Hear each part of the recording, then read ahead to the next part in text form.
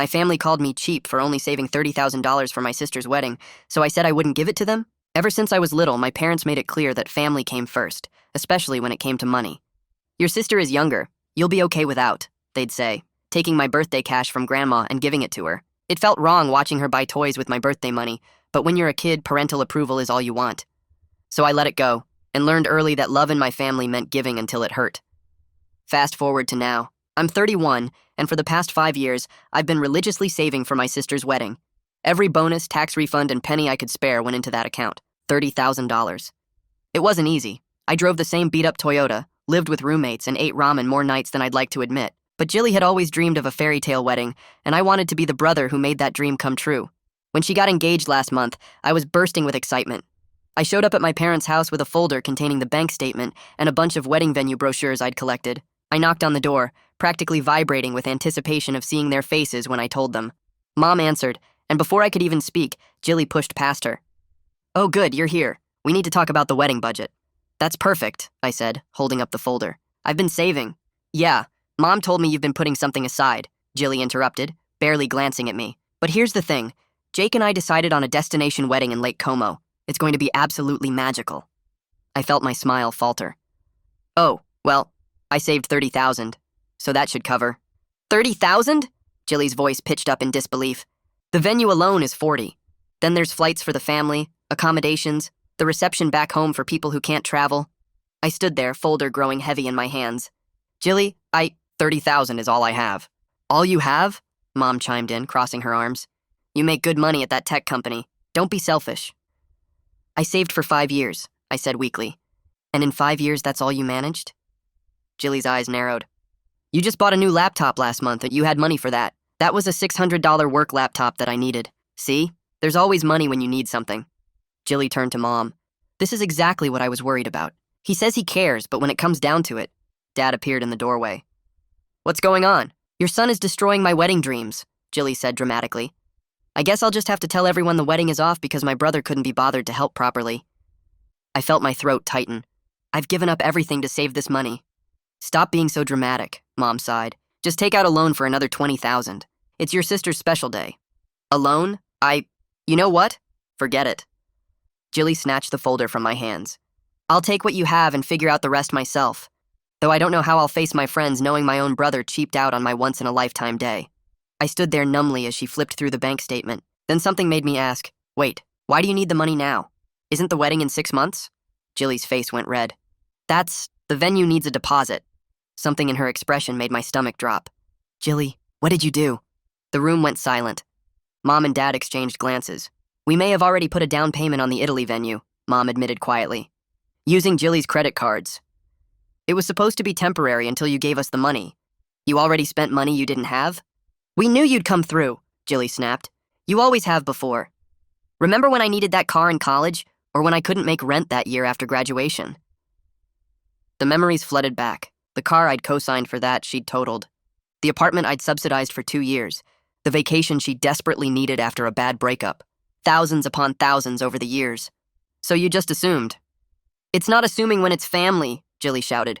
"Gosh, why are you being such a selfish a-hole?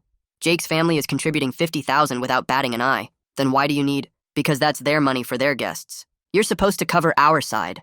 I looked at my parents, waiting for someone to see how insane this was, but they just stared at me with disappointment. "Fine," I heard myself say. "You're right. I don't belong here." "What's that supposed to mean?" Jilly demanded.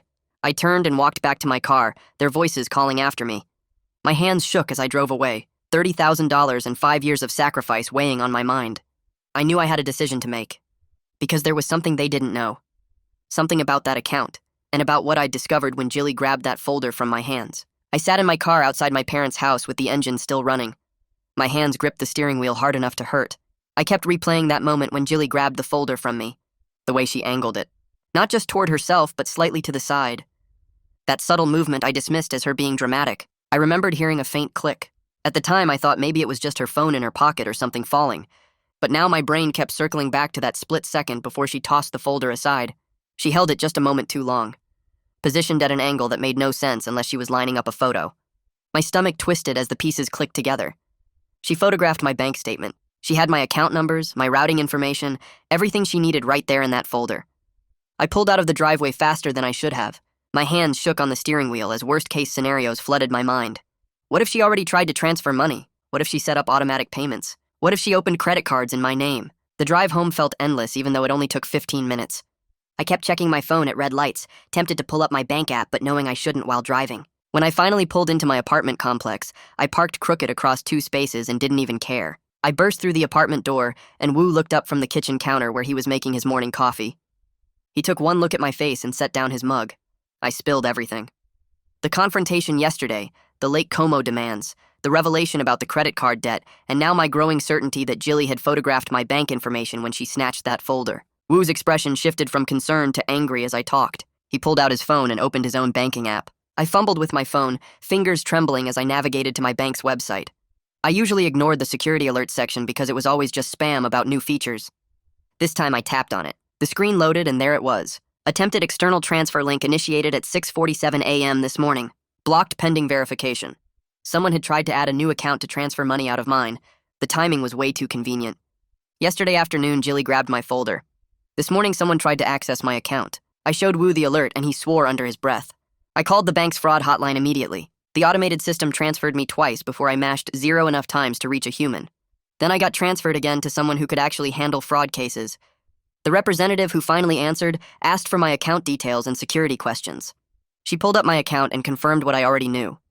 An attempt was made to link an external account using my routing and account numbers. Their security system flagged it as suspicious because it came from an unrecognized device and a new IP address. She walked me through freezing all external transfers and setting up additional security protocols. Her voice was calm and professional while mine shook. The representative explained that whoever made the attempt had accurate account information, but failed the secondary verification questions. They got my account numbers right, but couldn't answer things like my first pet's name or my high school mascot. She suggested I change all my security questions and passwords immediately. Then she asked if I knew how someone might have obtained my account details. I told her about the folder incident yesterday. My sister grabbing my bank statement at my parents' house, the way she angled it toward her phone. The representative went quiet for a moment before saying she would note all of this in the fraud report. She said they would assign an investigator to the case. After I hung up, I just sat on my couch. My whole body felt cold. The confirmation that my own family tried to steal from me made me physically sick. Wu brought me a glass of water without saying anything. I drank it and stared at my phone. He asked what I needed. I realized I needed to document everything before my memory got fuzzy with shock. I opened a new Google Doc on my laptop and started typing. I created a detailed timeline starting from childhood.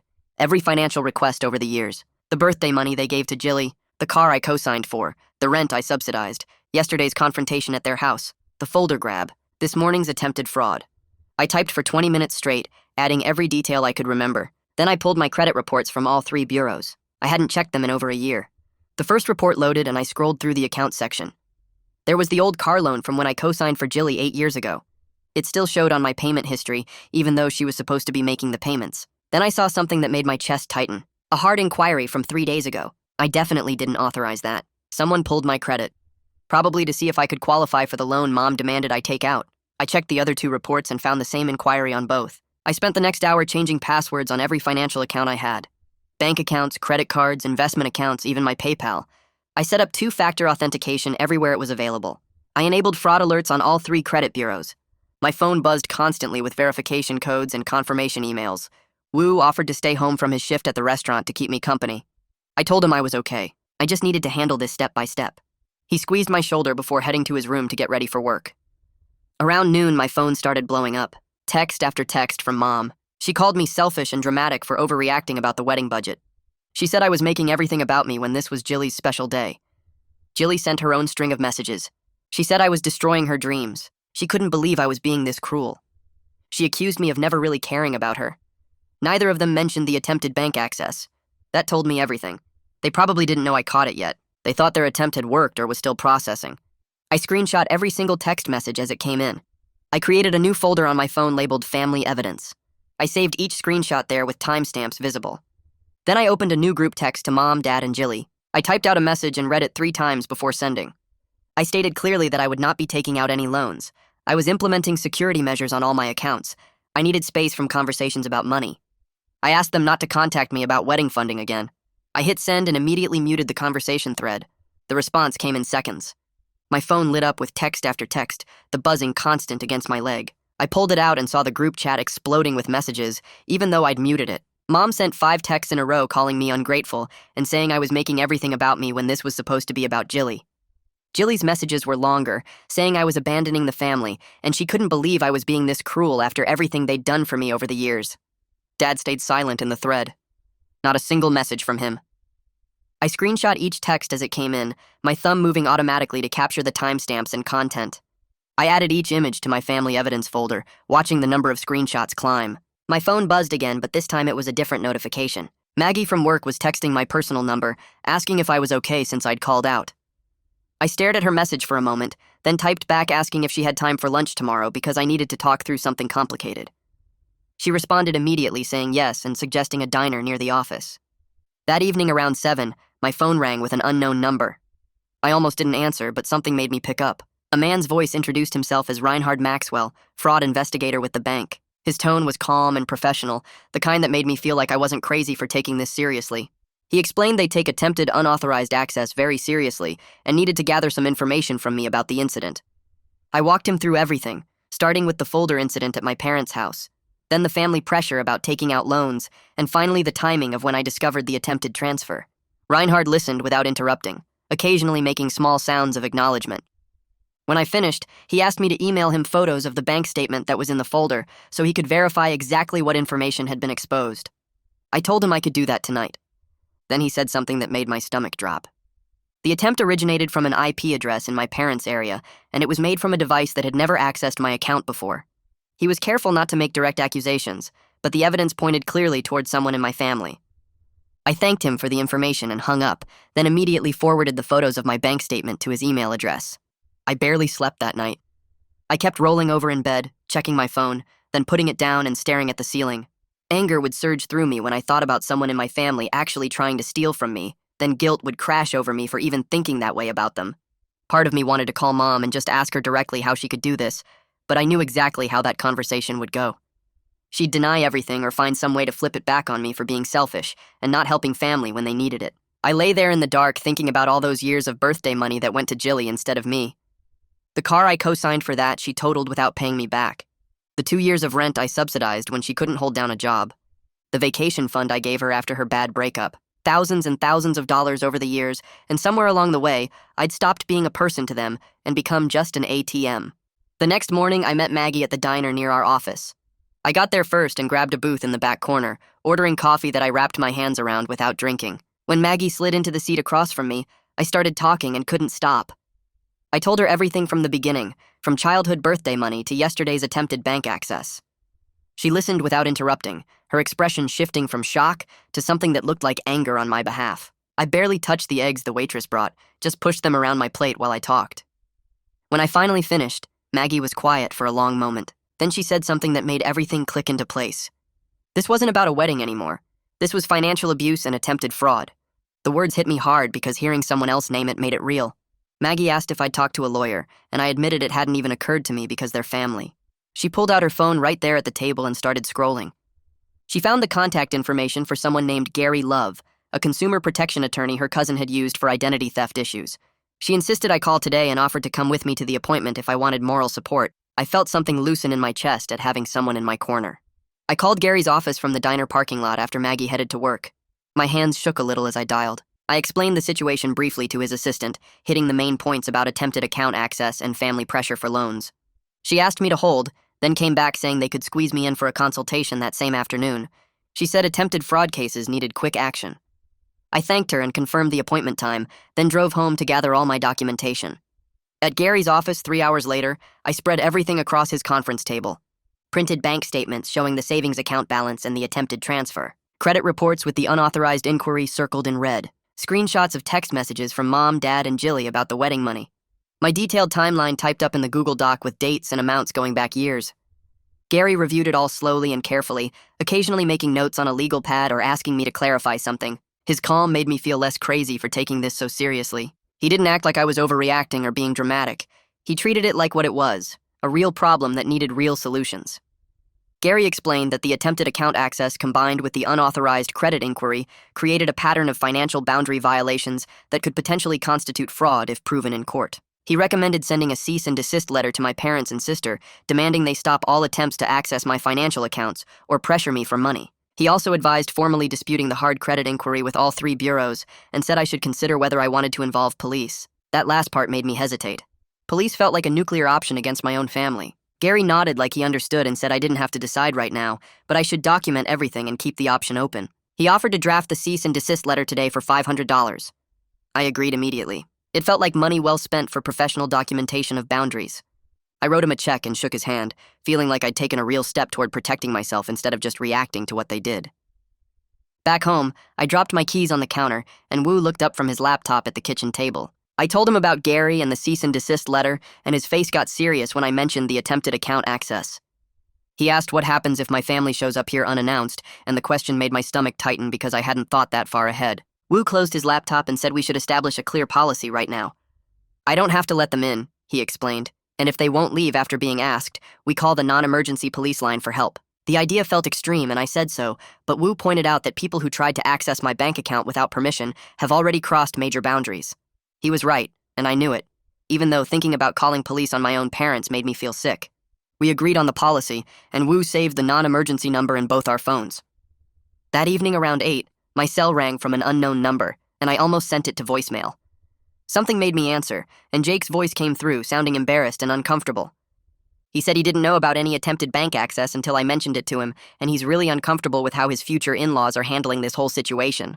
There was a pause before he asked if there's any way I could meet them halfway, maybe with $20,000, and they'll scale back the wedding plans to something more reasonable. I felt the old familiar pressure to fix things and make everyone happy, but I took a breath and reminded myself of everything Gary said. I told Jake I appreciate him reaching out and trying to be reasonable, but I'm not taking out loans or using up my savings beyond what I originally offered. The issue isn't just about the amount of money, I explained. It's the pattern of entitlement that's been going on for years, the attempt to access my account without asking, and the complete lack of care about my own financial security. Jake was quiet for a long moment, and I could hear him breathing on the other end. Finally, he said he understands, and he'll try to talk some sense into Jilly, though he didn't sound confident about his chances. We hung up, and I sat on my couch feeling drained from holding that boundary, but also stronger than before.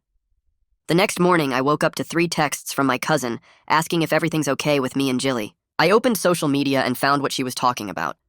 Jilly posted something vague about family who abandon you when you need them most, and finding out who really loves you during hard times. She didn't name me directly, but the timing made it obvious, and several relatives already commented with supportive messages, telling her to stay strong, and that real family shows up when it matters. I felt anger rise in my chest at the manipulation, but instead of responding, I took screenshots with timestamps showing the post and all the comments. I added them to my evidence folder on my computer and closed the app before I could type something I'd regret. At work that afternoon, I couldn't focus on my code because my mind kept spinning through everything happening. I walked down to HR and asked the representative about our employee assistance program. She pulled up information on her computer and explained, I get 6 free counseling sessions through their EAP provider, completely private and separate from my regular insurance. I could schedule through their website or call directly, and she wrote down the number for me. I thanked her and went back to my desk, then pulled up the EAP website and booked a phone appointment for that evening with a counselor named Alina Barron. The first available slot was 6:30, and I grabbed it before I could talk myself out of it. That evening, my phone rang exactly at 6:30, and Alina introduced herself with a warm voice that immediately put me at ease. I felt awkward at first trying to explain the situation, but she listened without interrupting and asked good questions that helped me organize my thoughts. She explained concepts I'd never heard before, like enmeshment, where family boundaries get so blurred that everyone's problems become your problems. She talked about something called FOG, which stands for fear, obligation, and guilt, and how families use these feelings to keep dysfunctional patterns going. Hearing professional words for what I've been experiencing my whole life made me feel less alone and less crazy. Alina said what I'm doing by setting boundaries is healthy and necessary, even though it feels terrible right now. The next day at lunch, my phone buzzed with a voice memo from Jilly that was over 3 minutes long. I put in my earbuds and listened to her crying and saying, I'm abandoning her just like I abandoned the family by moving out after college instead of staying close to help. She asked how I could let her down on the most important day of her life, and her voice cracked with what sounded like genuine hurt. My old instinct kicked in hard, that familiar need to fix her feelings and make everything okay. But I remembered what Alina said about not being responsible for managing other people's emotions, especially when they're trying to manipulate me into giving up my boundaries. I practiced what Alina suggested during our call. I listened to the voice memo once all the way through and paid attention to my emotional reaction, noting how guilty and anxious it made me feel. Then I deliberately did not reply, didn't type out explanations or apologies or anything. The silence felt powerful instead of guilty, which was completely new for me. I put my phone in my desk drawer and went back to work. Around 2 that afternoon, Gary emailed me the drafted cease and desist letter attached as a PDF. I opened it and read through the professional language that was firm without being mean or cruel. It outlined the attempted unauthorized account access with specific dates and times, demanded immediate stop of all financial pressure and contact attempts about loans, and stated clearly that further violations will result in formal legal action, including possible criminal charges. I read it 3 times, feeling my heart pound at how real this was becoming. Then I replied to Gary's email, authorizing him to send it via certified mail to all 3 of them. That same afternoon, I pulled up my budget spreadsheets to review my financial situation now that the wedding money wasn't going where I planned. Looking at 5 years of careful tracking, I realized something that hit me hard. I'd been so focused on saving for Jilly's wedding that I never built my own emergency fund or invested in my own future. The $30,000 sitting in that account represented 5 years of putting someone else's dreams ahead of my own stability and security. I'd driven a car that barely ran, lived with roommates when I could afford my own place, and eaten cheap food while Jilly planned a destination wedding she couldn't pay for. Right there at my desk, I decided that pattern ends now. I opened a new email and stared at the blank screen for maybe 30 seconds before my fingers started moving. The subject line came first, simple and direct. Wedding contribution. Final decision. I typed out 3 paragraphs that took me 20 minutes to get right, deleting and rewriting until the tone felt firm without being mean. I stated clearly that I would not take out any loans for the wedding under any circumstances. I explained I was willing to contribute up to $5,000 paid directly to vendors if they created a realistic scaled-back plan. I added that any contribution depended on respectful communication and absolutely no more attempts to access my accounts or pressure me about money. My hand hovered over the send button for a full minute before I clicked it and watched the email disappear into the outbox. The relief hit me immediately, like I'd been holding my breath for years and finally let it out. I forwarded a copy to Gary for his records and closed my laptop. That same evening around 7, my phone buzzed with an email from someone named Patricia Chen at Lake Como Events. She wrote that Jilly had provided my contact information as the financial guarantor for the venue deposit, and they needed to confirm my funding commitment for the remaining balance of $32,000. My stomach dropped reading those words, seeing how Jilly had apparently told them I was covering everything. I replied within 5 minutes, keeping my response professional and clear. I stated I was not responsible for any wedding expenses, and they should direct all payment questions to the bride and groom directly. I copied the exchange and forwarded it to Gary with a note asking if this was something he needed to see. He responded 10 minutes later saying yes, keep documenting everything. This showed a pattern of Jilly making financial commitments using my name without permission. 2 days passed with relative quiet, just a few angry texts from Mom that I didn't respond to. Then Wednesday afternoon, my phone rang with a number I recognized from the bank. Reinhardt's voice came through calm and measured, but what he told me made my hands go cold. The attempted account link didn't come from just one try or one location. They'd traced 3 separate attempts over 2 days, all from different IP addresses, but every single one associated with my parents' home network. Someone had been really determined to get into my account, trying multiple times when the first attempt got blocked.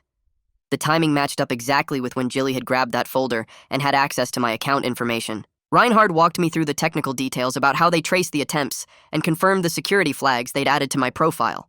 I asked him what happens next, trying to keep my voice steady. Reinhardt explained the bank had flagged everything in their system, and they were issuing me completely new account numbers as a safety measure. All my direct deposits and automatic payments would need to be updated, but it was the most secure option. Then he asked if I wanted them to file an official police report, which would create a permanent record of the attempted fraud, but might seriously escalate things with my family.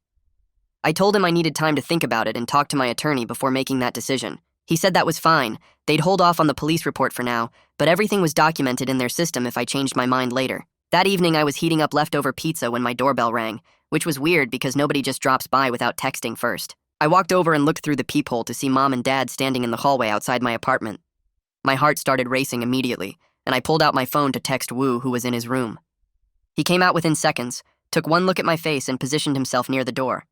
I opened it but kept the chain lock engaged, leaving just a few inches of space. Mom started talking before I could even ask what they were doing here, her voice loud and insistent about how I was being completely unreasonable and tearing the whole family apart over money.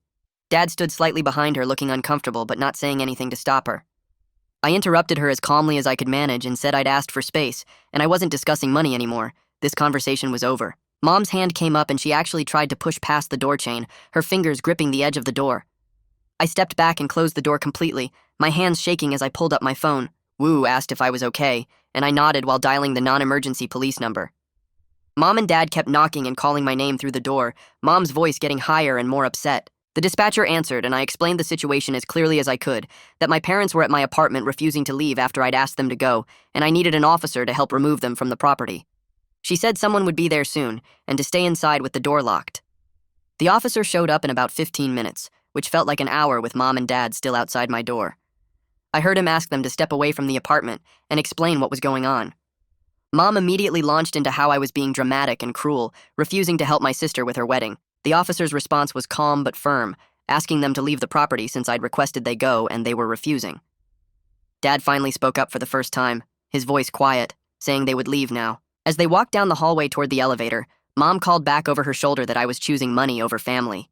I stood there in my doorway watching them go and realized with complete clarity that she genuinely believed that was what was happening, that she couldn't see how wrong any of this was. The next morning, Gary called right as I was making coffee, his voice energetic despite the early hour. He told me the cease and desist letters had been delivered by certified mail and signed for by both my parents and Jilly yesterday afternoon. He asked how I was holding up with everything and whether I wanted to move forward with any additional legal action beyond the letters. I told him about Mom and Dad showing up at my apartment last night and the police having to remove them. Gary went quiet for a second before suggesting we document that incident formally in case we needed to pursue a restraining order down the line. He said to write down everything that happened while it was fresh in my memory and send it to him by the end of the day. Around 2 that afternoon, my phone buzzed with a text from Jake's personal number instead of his usual contact. The message was long and he sounded way more stressed than the last time we'd talked. He admitted they were completely in over their heads with the wedding finances. The Lake Como deposit had been $8,000 on Jilly's credit card. They owed another $12,000 to various vendors who were now demanding payment, and his family's $50,000 contribution had been based on my family matching it. Now his family was pulling back their entire offer because the budget clearly wasn't realistic and they didn't want to fund what looked like financial chaos. Jake wrote that they were getting calls from creditors and Jilly was having panic attacks about the debt. I read his message twice and felt genuine sympathy for him because he seemed honestly overwhelmed and scared about their financial situation. But I also knew I couldn't let that sympathy make me cave on my boundaries. I texted back that my offer still stood exactly as I'd stated it, up to $5,000 paid directly to vendors if they created a realistic scaled-back wedding plan. I suggested they seriously consider options like a courthouse ceremony or a simple backyard wedding to stop the financial damage before it completely destroyed their future together. I added that going into a marriage with this much debt and stress wasn't a good foundation for their relationship. Jake responded 10 minutes later with just, "I know. Thank you for being honest." 2 days later, my phone rang from an unknown number while I was at my desk pretending to work on a project deadline. I almost let it go to voicemail, but something made me answer. The woman on the other end asked if Jilly was available, and I said no, she wasn't. She introduced herself as calling from Capital One about a seriously past due account and explained I was listed as the emergency contact. My chest got tight as she detailed over $15,000 in charges, with 3 missed payments and mounting late fees. I told her firmly that I wasn't responsible for Jilly's debts and needed to be removed as her emergency contact immediately. She said she'd note that in the system, and I hung up, then opened my laptop to document the exact time, the representative's name, and every detail of the conversation in my growing evidence file. The call sat heavy in my mind for the rest of the day because it showed just how deep Jilly's financial problems went beyond the wedding disaster. My session with Alina that Thursday evening started with me admitting I felt terrible guilt about not stepping in to help Jilly with her debt situation. Alina asked me what helping would look like, and I described paying off her credit cards or co-signing another loan. She was quiet for a moment before asking if that would teach Jilly to manage money better or just delay the consequences of her choices. I sat with that question and realized enabling her irresponsibility would actually prevent her from learning anything. Alina walked me through scripting specific responses if my family pushed for an in-person meeting, helping me practice saying things like, "I understand you're disappointed, but my decision is final," without getting defensive or emotional. She reminded me that I could always leave a conversation if it became hostile, and that leaving wasn't abandoning them, it was protecting myself. By the end of the call, I felt more prepared to hold my boundaries even when it felt awful. Friday afternoon, my phone buzzed with a text from Dad that actually surprised me. He wrote that he felt stuck between Mom and Jilly's expectations and my boundaries, and he was starting to realize how much pressure they'd all put on me over the years. He said he understood if I didn't want to talk to them, but asked if I'd be willing to meet for coffee with all of them to try finding some kind of path forward. I stared at the message for several minutes, trying to figure out if this was genuine awareness or another manipulation tactic. Part of me wanted to believe Dad was finally seeing the situation clearly, but I'd been disappointed by false hope before. I typed and deleted 3 different responses before settling on cautious agreement. I told Dad I'd meet at a neutral coffee shop, but only if we were discussing boundaries and realistic wedding options, not relitigating whether I should take out loans. He responded quickly, saying he understood, and suggested Sunday morning at a place called Morrison's near the mall. I spent Saturday evening preparing with Alina's help over text, writing bullet points about my non-negotiable boundaries and practicing the broken record technique she'd taught me. I reminded myself over and over that I could leave any time if the meeting became hostile or disrespectful. My hands shook a little as I reviewed my notes because confronting all of them together felt huge and scary. Sunday morning, Reinhard called right as I was getting dressed for the coffee meeting. He had a final update on the fraud investigation that made my stomach drop. The bank had documented 4 total unauthorized access attempts to my account, all originating from devices at my parents' address over a 5-day period. They'd noted everything in their permanent records and flagged my old account numbers as compromised. He confirmed my new account numbers were completely secure with enhanced monitoring and suggested I maintain credit monitoring services for at least the next year. I thanked him for being thorough and hung up feeling both validated that I hadn't overreacted and sick that my own family had tried multiple times to steal from me. I got to Morrison's Coffee 20 minutes early and chose a small table near the back exit so I could leave quickly if needed. My coffee sat untouched as I watched the door and reviewed my bullet points one more time. When my family walked in together, the tension was visible even from across the room. Mom's jaw looked tight and her movements were stiff. Jilly wouldn't make eye contact with anyone and kept her arms crossed, and Dad looked completely exhausted like he hadn't slept in days. They sat down without ordering anything, and the silence stretched out uncomfortably. I decided to start before they could control the conversation. I pulled out my phone and calmly stated that the bank's fraud investigation had documented 4 separate unauthorized attempts to access my account, all from devices at my parents' address. I said clearly that this crossed a line I couldn't ignore and wouldn't pretend didn't happen. Mom opened her mouth, but I kept talking before she could interrupt. I explained that I'd consulted with an attorney named Gary, documented everything thoroughly, and implemented multiple security measures to protect my finances going forward. I outlined my firm boundary in simple terms so there couldn't be any confusion. No loans under any circumstances, no access to my accounts ever, and a maximum $5,000 contribution paid directly to wedding vendors only if they created a realistic wedding plan I could review first. I stated that if these boundaries were violated again in any way, I would pursue legal action and limit future contact to major family events, only like funerals or serious medical emergencies. My voice stayed calm, and even the whole time, even though my heart was pounding. Jilly's face went red and she exploded across the table at me. She said I was controlling and cruel for holding money over her head and ruining what should be the happiest time of her life. Mom jumped in immediately to defend her, saying I was being vindictive and punishing them just for asking family to help family. She said I was twisting normal requests into some kind of crime. Dad sat there looking between all of us with clear discomfort on his face, but he didn't say anything to intervene or support me. I felt the old instinct to apologize and back down rising up, but I pushed it away. I used the broken record technique Alina had taught me, calmly repeating my boundaries without engaging any of the emotional accusations they threw at me. When Jilly said I was destroying her dreams, I said my boundaries were final. When Mom called me selfish, I said my boundaries were final. When Jilly demanded to know how I could be so heartless, I said my boundaries were final, and I wasn't discussing it further.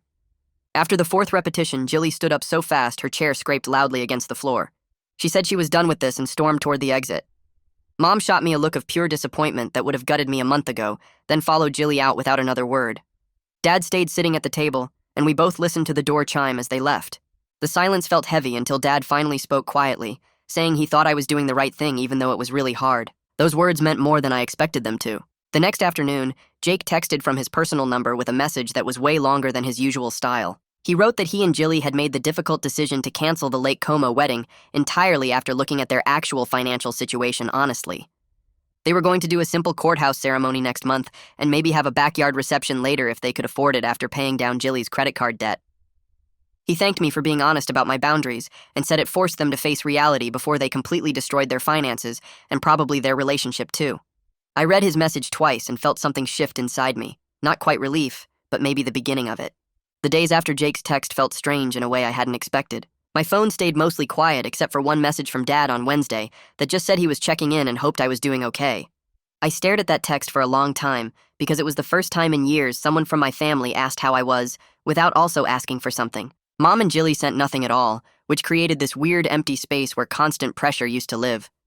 I found myself checking my phone less often and sleeping better at night. On Saturday morning, I woke up and realized I needed to figure out what to do with the $30,000 now that it wasn't disappearing into Jilly's wedding fund. I opened my laptop and searched for financial advisors in my area, then booked an appointment with someone whose reviews mentioned helping people build emergency funds and plan for independence.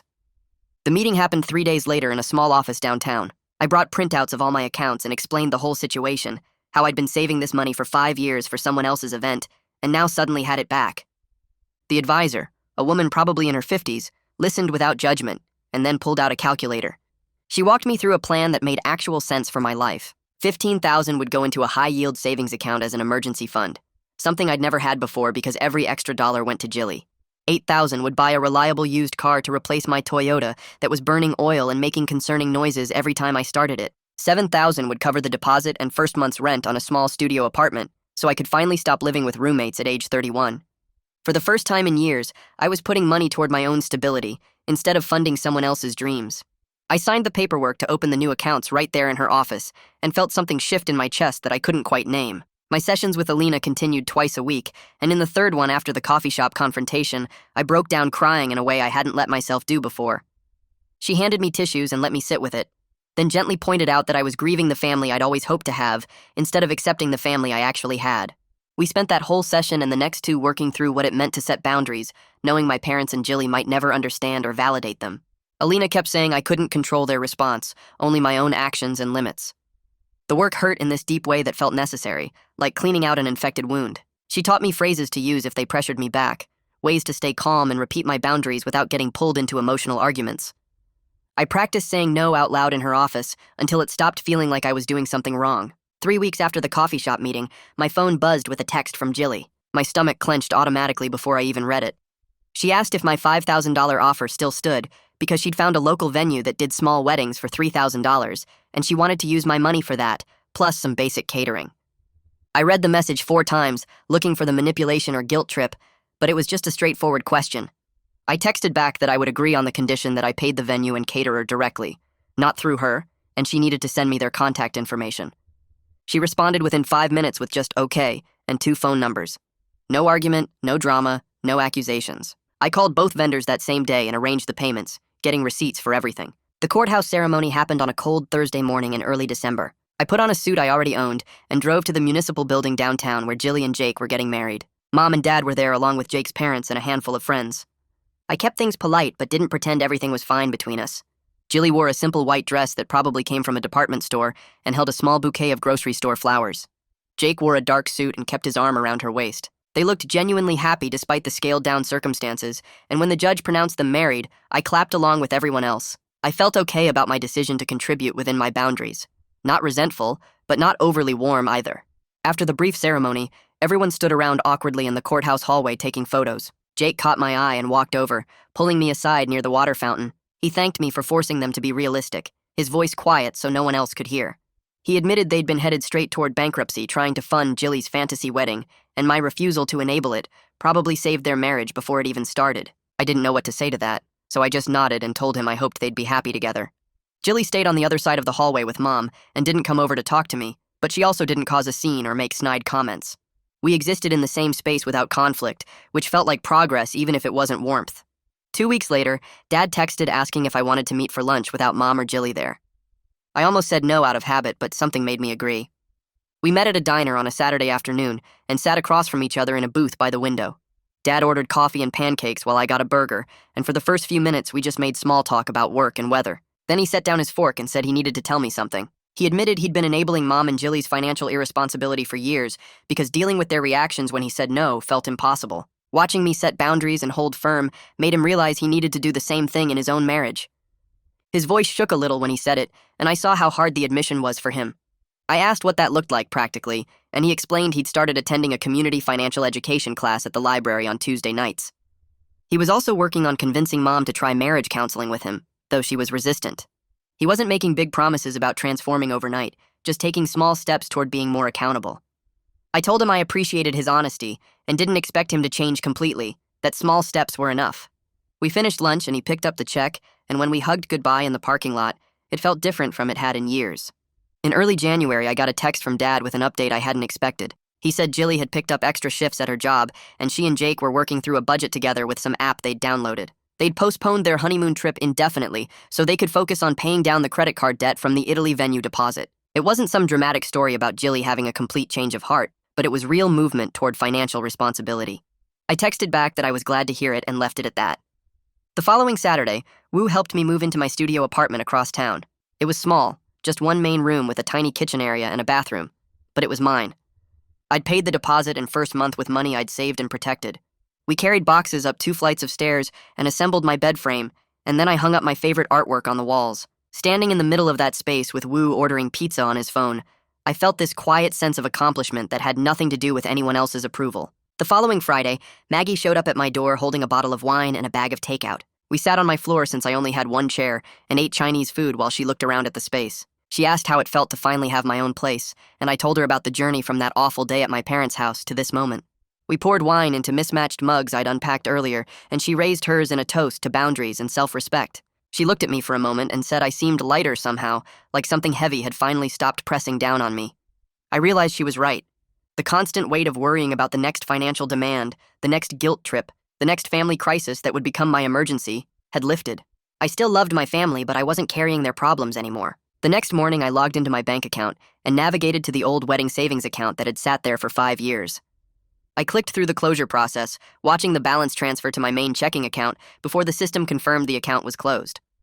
Then I opened new accounts, one for retirement and one for emergencies, and set up automatic transfers for every payday. The money that used to represent sacrifice for someone else's dream now represented investment in my own future. I saved the confirmation emails in a folder and closed my laptop feeling like I'd just finished something important.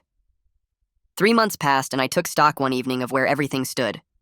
There were no tearful family apologies or dramatic reconciliations like you see in movies. Mom still kept her distance and our conversations stayed surface level. Jilly texted occasionally about normal sister stuff, but never mentioned money. Dad checked in every few weeks and told me about his financial education classes. My bank account stayed secure with no more unauthorized access attempts. The family contacted me maybe once a week instead of daily, and when they did reach out, it was about normal things like holidays or Dad's birthday. Jilly and Jake were still working through their debt, but they'd picked up a side business doing wedding photography on weekends. Dad was pushing Mom toward counseling, though she resisted. Everyone seemed slightly better off financially than they'd been during the Lake Como disaster. My money sat protected in accounts with strong security, growing slowly through automatic contributions. I was building a life based on my own choices instead of their expectations. It wasn't some fairy tale ending where everyone learned their lesson and became different people. But the boundaries were holding more often than not, and that felt like real progress. And that's where I'll leave this one. Sometimes protecting yourself means disappointing people you love, and that's okay. If this story resonated with you, I'd really appreciate a like. Thanks for being here and listening. Take care of yourself, and I'll see you next time.